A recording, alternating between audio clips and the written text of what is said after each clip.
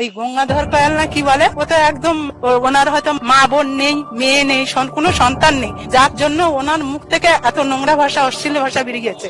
যেটা বলেছে গঙ্গাধর কয়াল সেটা 100% ঠিক কথা বলেছে, যে সত্যি কথাটা বেরিয়ে এসছে। কারণ সত্য তো কখনো গোপন থাকে না, 20 বছর হলেও সেটা বেরিয়ে পড়ে। ঠান্ডা মাথায়, সুস্থ মাথায় সত্য কথাটা উদ্ঘাটিত হয়েছে। ও বিবেকের কাছে ধরে রাখতে পারেনি এত বড় মিথ্যাটাকে আমি কিভাবে হজম করব, সত্য কথাটাই বলে দিয়েছে।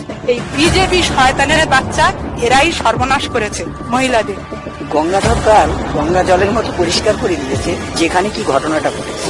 সন্ন্যাসকালী মেয়েদেরকে বাইরে কোথাও বিয়ে দিতে গেলে তারা প্রশ্নের সম্মুখীন হচ্ছেন যে সন্ন্যাসকালী মেয়েরাই তো নির্যাতিতা, রেখাপাত নিজেই বলেছেন, তাহলে আমরা ওইখানকার মেয়েকে কিভাবে বিয়ে করাবো? শুভেন্দু অধিকারীর মাধ্যমে মেয়েদেরকে 2000 টাকা করে দিয়েছে, স্ক্রিন টাচ ফোন দিয়েছে, দিয়ে মিথ্যে ঘটনা সাজাতে হচ্ছে।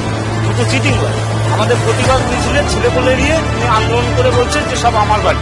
শুভেন্দু অধিকারী আর এই সুকান্ত মজুমদার, এই দুই ব্যক্তি এসে আমাদের শান্ত সমাজকে অশান্ত বাতাবরণ তৈরি করেছে। আমার তো মনে হয় এইরকম অসম্ভব দাবিগুলো করাটা ওদের ঠিকই হয়নি। তাতে করে আমাদের মা বোন যারা ছিল তাদের অনেক সম্মান হানি হয়েছে, বা এখনো তারা মাথা নিচু করে চলার পথে চলতে হয়।